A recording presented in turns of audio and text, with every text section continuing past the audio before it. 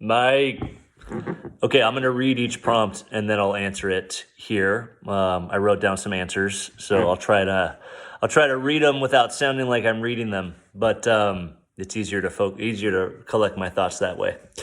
So the first prompt is: should the primary focus of collecting be on long-term value of cards or the enjoyment and appreciation of the cards themselves?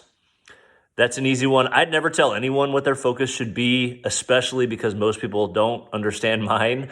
But that's the beauty of collecting. Everyone loves different things. I would never want to yuck anyone else's yum, as another famous podcast says, even if I will never understand their particular focus. What we should all truly try to consistently understand is that everyone enjoys the hobby differently.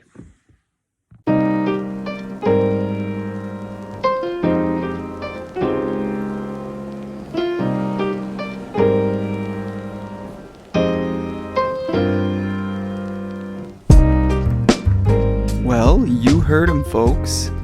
This is a famous podcast. As he said, another famous podcast once said. No, I kid. I value you. I value you listeners, you sports card collectors. This is a very niche topic, a very niche hobby, and I know I'm not going to be rocketing to the moon with views and listens and all that jazz, but you guys, those of you who tune in, you share that same quirky, weird passion for cardboards of pictures of athletes and mystical creatures and all kinds of stuff. And I mean, others can't understand it, but I think this is what can make me happy. I just enjoy collecting the cardboard. Late at night, once everybody's gone to bed, I can escape. I can run down into my sanctuary, my basement, my card desk, and I can fondle some cardboard. So the opener was my friend Jason, Ginter Gold Fever on Instagram, who is an Allen & Ginter collector, and I decided to just run that out raw. So thanks, Jason, for opening up today's topic. Jason read word for word, so I'm not going to repeat what he said, but basically, we're trying to get down to the crux of, should collecting be about long-term financial value or enjoying the cards that you collect? So we're going to listen to the same four folks that we've been listening to for the first two episodes of this collector versus investor debate series.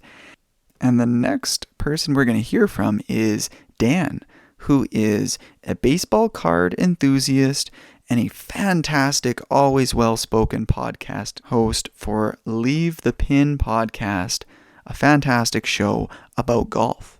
Not cards, just golf. I am a firm believer on appreciating the cards themselves.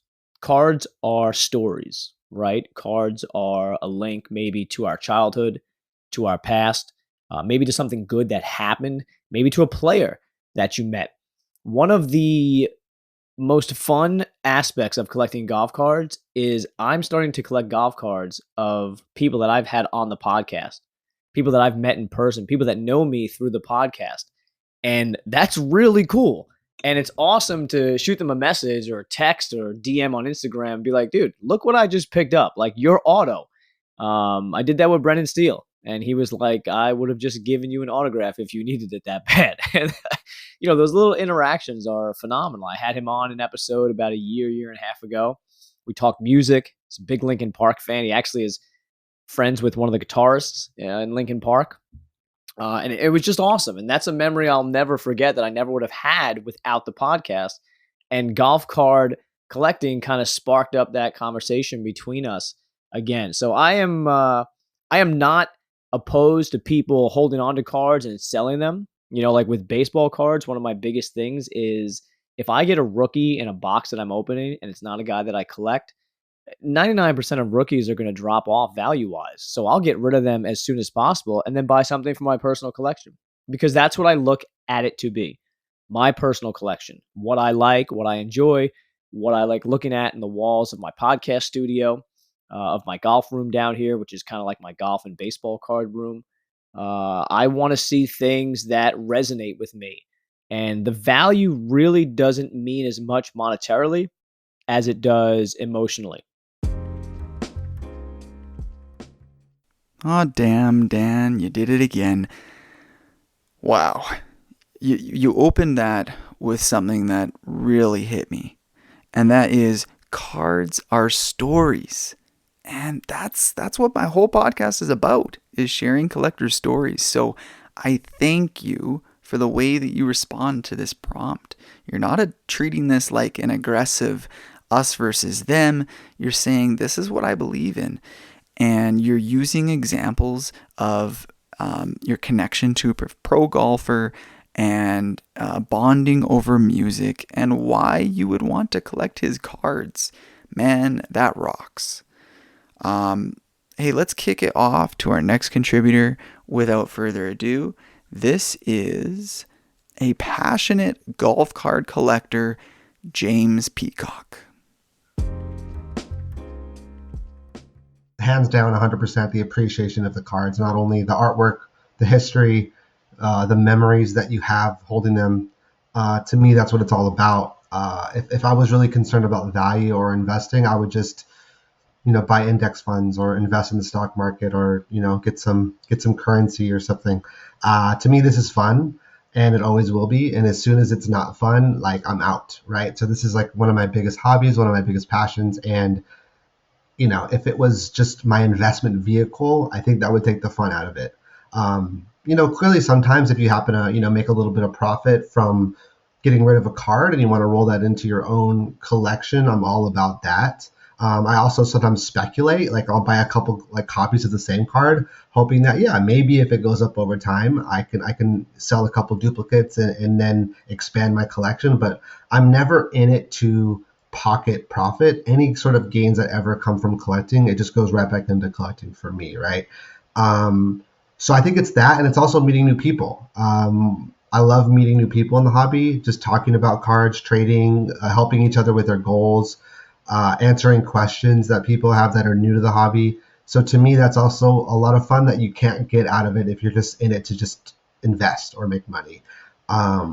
So I just want to show a couple examples maybe to kind of hit this point home where, you could always, it's always a bit of both, but without that love or the passion, I think it just provides sort of like a false sense of pricing and value, and it sort of artificially inflates sort of what we're doing if people are just here to, make a quick buck. So I think the less of that, the better. I just would hate for the prices to get too high. One of my favorite parts about this hobby is that it's actually really affordable.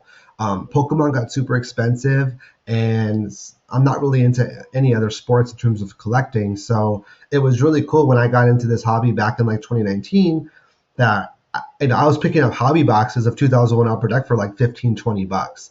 And I would just buy cases because it didn't make sense from a shipping perspective. So I'd spend like $200 for a case. And that was a lot of fun. So even though, the hits were not great, I was able to complete sets. I was able to get those cool inserts.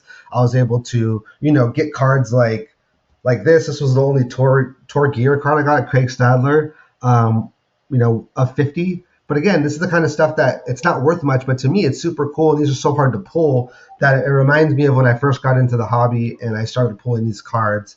And the fact that they went up to $200 or $300 a box just doesn't make sense, because people just got into the hobby. They were trying to make a quick buck. They were trying to look for Tiger rookies. And even then, there's 30,000 of those. So when the prices got so insane on the Tiger rookies, I just thought there's no way these should be worth that much. So I'm all about value going up if everyone gets into the hobby because they love it and everyone's building sets and collecting it. But I don't want prices to go up just because people are trying to rip open a box, get a rookie, get a 10 and make a buck. Like, that isn't fun to me. That's not a very fun hobby. James, you hit the nail on the head. Collecting cards is about appreciating the artwork, sharing the history and memories, and there's better investments if that's really your goal. You can look at stocks and index funds, and cards should be all about the fun. If you treat this like an investment, then it takes away for the fun, just like you said. And then I can also relate to rolling those incidental gains into your collection. And And yeah, I mean, meeting new people, trading, all those kind of things. At the end of the day, I think collectors and investors can both enjoy those aspects of the hobby. In fact, I think investors are some of the most outspoken people. They are the ones who post lots of content on social media and kind of brag about what they're able to do, almost like a gambler. But I agree with a lot of the earlier points you made. But when it comes to like participating in the hobby, I think there are a lot of investors who are outspoken and go to shows and meet up with new people. So, but I love everything you said up until that point. At the end of the day, we don't want prices to go up too much. And, there are gamblers who take advantage of Upper Deck EPAC and just rip packs, and we can take advantage of some of their misfortunes. But the important part that you mentioned is that the boxes themselves, they inflate so much just because people are trying to speculate and profit off of somebody that other people love. And there are people like that who are just not true hobbyists. Anyways, man, you crushed it as always. Thank you for your contribution. And last up, we're going to be hearing from our one and only contributor that identifies as a sports card investor. And that's Paul Hickey of the Sports Card Strategy Show. Now, normally you may have noticed from the first 2 episodes of this Collector versus Investor series, I'd like to kind of sandwich Paul's opinions between a couple of the other collectors. And it's mostly because I wanted to have kind of a paddleboard back and forth of opinions. In this case, I decided to save Paul for the end, and I think you'll see why. Here we go. What's up, everybody? Paul Hickey here with NoOffSeason.com. I'm the co-host of the Sports Card Strategy Show, and I believe that the primary focus of collecting should be on enjoyment and appreciation of the cards themselves. And I know this is probably going to shock Mike and shock all of you because all I care about is making money flipping sports cards, but I struggle with the term long-term value. It's hard for me to project a long-term value on a sports card. I am more all about flipping in, say, 6 to 12 month windows. And while some of you may consider that long-term, when I think long-term, I'm thinking more 3, 6, 9, 12, 15 years. And it's very, very hard for me to tell anybody what a sports card today will be worth 5, 10, 15 years from now. So I believe that the focus of collecting should not necessarily be on the long-term value. It should be more on the enjoyment of the cards. Now, if you mitigate that with value, you're obviously putting yourself in theoretically a better position long-term from a financial standpoint. But last time I checked, that's not always the primary focus of collecting. The primary focus of collecting is to enjoy your collection, show off your collection, pass down your collection, have your collection mean something to you. And I think if you're collecting in the right way, you're not just out there buying cards for no reason, but you have a purpose, you have a focus, you have a why behind what you're collecting. You know what you're collecting. Then I think that will have inherent value to you. And it will have inherent value to the others around you and the others that you share your collection with. So I think Mike expected me to come in here and say value, value, value, value. But collecting is different than trying to make money. Trying to make money is flipping. That's what I'm an expert at. But I totally respect and understand the position of collecting. And I think if you're on that side of it, then I think you need to look at the why behind the enjoyment that you're getting out of specific cards. All right, everybody. Hopefully you found some value in this answer. Paul Hickey with NoOffSeason.com. Mike, back to you. Paul, I feel like I've been duped You're right. I did expect you to come on here and preach value, value, value. Instead, I worded this the wrong way. So I'll just run through some of the stuff you talked about. So first of all, I'm so happy to hear you actually encouraging collectors to enjoy our collections and show them off and pass them down. That is just the kind of talk that can bring us together. Because when I've listened to your show, you guys are so dead set on making money. To the point of when the concept of collecting comes up, you can even be a bit, what's the right word here? Treat it like, collecting is almost a silly thing to do when your mission is to make money. And that's absolutely right. If your goal is to make money, you got to separate that completely from collecting. What I should have done is worded this question as the purpose of participating in the hobby rather than the purpose of collecting. If I had worded it that way, the guy at the beginning of this episode, Jason, would have come down on me even harder, because I would basically be trying to say that everybody who enjoys the trading card hobby needs to be going after the same purpose. So I'm learning. We're only on episode 3 of this Collector versus Investor series, but I'm learning that you and I and everyone else, Paul, has their own purpose in collecting, their own niche that they enjoy. I like golf, as you know, and others like other sports. People like certain styles of cards. People like transacting, and they don't give a crap about the cards themselves. They just like the social side of it. There's people who do have trading card games, and they like going to tournaments and physically playing with the cards. There's people who enjoy grading cards, and they just want a card that is in the most pristine condition, and at the end of the day, the content of the card isn't as important to them. So I'm learning to stop judging people and just stick to my lane. And if I'm able to connect with someone else who's in a different lane, then we can be friends, and we can chat, or we can just admire each other from a distance. And if I don't agree with someone else is doing, then just let them be, and don't impose my beliefs on them. We need to focus on our why. Find our purpose, our focus.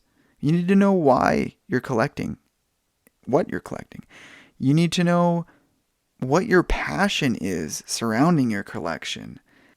I think a lot of the guys who talked earlier in this episode shared some of their whys. Even I have alluded to some of my whys, but this is, I think, one of the cruxes, one of the focal points of the entire Fondling Cardboard series, the whole Fondling Cardboard podcast, to search for my why, to find out why I collect cards. What do cards bring into my life? This isn't a show about this player is hot, buy this, sell this. And I've even found myself drifting a little bit, doing set reviews, talking about some hobby news. But at the end of the day, the reason I'm doing this podcast is to understand myself better, understand what makes me tick in the hobby, and how I can use the hobby to make my life better. Woo, hitting a little deep there. Let's rope it back in and talk about Card of the Week Spotlight. And this week, we have the 2008 Topps Chrome Steve Nash Orange Refractor. This copy is actually one that I personally had graded as a Gem Mint 10 through PSA. The Orange Refractor in the 2008 Topps Chrome series is serial numbered out of 499, and this is a really special card for lots of reasons. I mean, Steve Nash is my favorite basketball player. It's, of course, when he was playing for the Suns in his prime. And, not that I care necessarily about playing days and having a card from that exact moment in time, but it does make it a little bit extra special. And around 2008 was basically the heyday of my own personal basketball high school career. It's when I was absolutely obsessed with the game. And it's when I was I was searching for something in my personal life at home.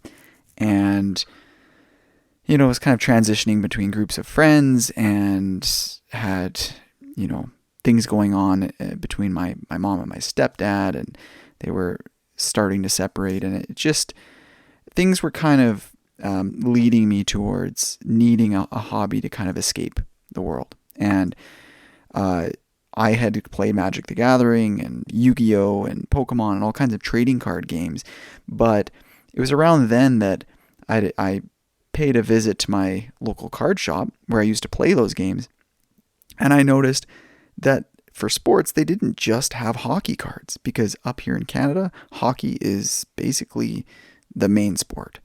And when I found out that basketball cards existed around that time, I was so happy to pick up some hobby boxes back then. For those of you who were collecting back then, you could pick up boxes for tens of dollars. So I picked up a couple boxes of 2008 Topps paper cards. And I remember opening them, and I thought the design was just so plain. It's just this white background, a picture of the player. It had this cute design where the letters had alternating colors, team colors, in circles around each letter. And, the back was very traditional. Just had some stats about the player, his height, weight, college, those sorts of things, and usually some kind of quote about the player. And it just didn't captivate me at the time. But within, a few months, I realized I did love reading the stats. The simplicity grew on me a little bit. So when the local card shop owner, that's Chris Wise at Weiser's Wide World of Collectibles, told me he was going to be getting a case of Topps Chrome, he said, this is the hot stuff. This is what everybody wants. And the price tag was, I believe, more than a box of the paper product. And you got half as many cards because they're thicker chromium cards. And of course, I didn't pay attention to this at the time. So I said, okay, if this is the stuff that everybody's talking about, I'll get a box. So I got a box, and I remember opening it and thinking, why are there half the cards? And I think there may have even been less packs in the box too. I'm like, I open this box, I get like 45 or 60 cards, whereas I opened the paper card box and I got like 140 cards. Of course, my mindset was quantity over quality. And the other funny story about that experience was I had opened both a LeBron James base card and a LeBron James refractor. And for those of you who are familiar, this is the LeBron James Chalk Toss. It's a very iconic card. Even the base card is nowadays worth well over $100, well, a couple $100. And the refractor is hundreds of dollars, and you get into the thousands when it comes to a decent grade, like a PSA 9 or 10. And so I pulled these two cards, and I loved the card instantly. So at least I had that kind of taste that others in the hobby appreciated that card as well. So I was comparing the two cards, and I noticed that one of them, I didn't even notice that it was shiny, first of all. I noticed that the letters were not as dull as the letters of the team name on the base card. And I remember thinking to myself, why don't they just make all of the letters less dull? Why is there like a few cards in this box where the letters look a bit nicer? I was just clueless about the shine and everything about refractors, and serial numbering was confusing. I was like, what is this orange card? And I got a gold Topps Chrome card. What am I going to do with these? They don't match the other ones. When I put them in my binder, they're going to stick out. So that's my exposure into attributes and themes that are so important in modern sports cards. That about wraps it up for today's episode. I'm sure by now you know that my Instagram is at @thegolfcardcollector. Check out the podcast Instagram as well. That is at @fondlingcardboard. If you're on Facebook and you like golf cards, then also check out my Facebook group, golf cards and memorabilia. And next week's topic is going to be an exciting one. It will be the fourth part of this Investor versus Collector series, and technically the final prompt of the series. And I believe after that one, I'll do sort of a finale wrap-up episode as well. But the final series topic will be: hobby participants should solely focus on cards or players they love, rather than diversifying their collection. Agree or disagree? And we'll be hearing from the same characters that you heard from today. Follow or connect with any of those guys. We have Jason at Gintergold Fever, Paul at Sports Card Strategy. We've got James at James Peacock, and we've got Dan at Leave the Pin. Thanks, guys. I'll see you next week.